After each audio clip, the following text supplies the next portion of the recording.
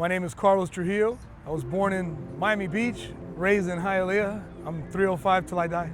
The way I got into it was, as a kid, I had some neighbors who used to build tall bikes, and they rode what's called the old style penny farthing, where it has a big front wheel and a small back wheel.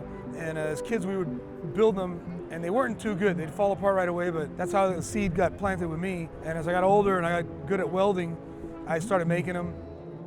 A couple years ago to the day, it was just 4 of us riding around on Tall Bike, and we just started building bikes for friends, and we decided, well, let's call it Tall Bikes 305. So when it comes to a build, usually what I start off with is somebody will approach me and say, hey, can you make me a tall bike?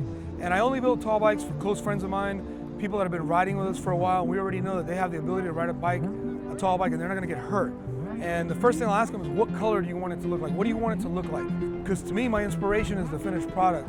There's a lot of ways to make a tall bike. You can do an upside down frame. You could do one frame on top of another, but generally you're gonna take a frame and then another frame on top of it. And what you're gonna do is you're gonna line the front of the bike and you're gonna weld the two together, and you're gonna put all the components, the drive components, on the top frame and figure out how to get the chain to drive the back wheel on the bottom. And that's where usually you get into trouble. And that's when all your plans get thrown out the window. And that's where you got to go back and cut again and weld it again. The improvisation is those little things at the end.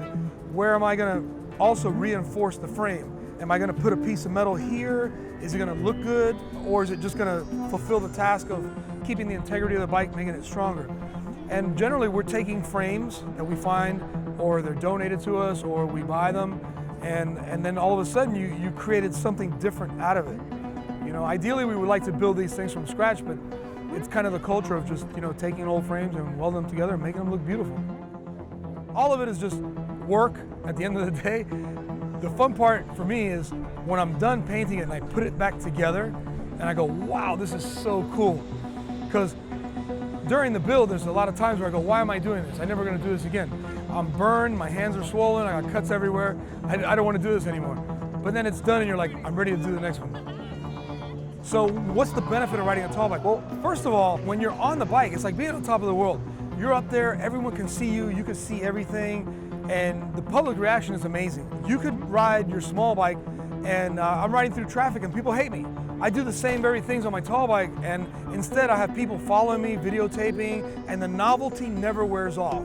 So people are more likely to give you way and respect your right to share the road with cars, because it is our right.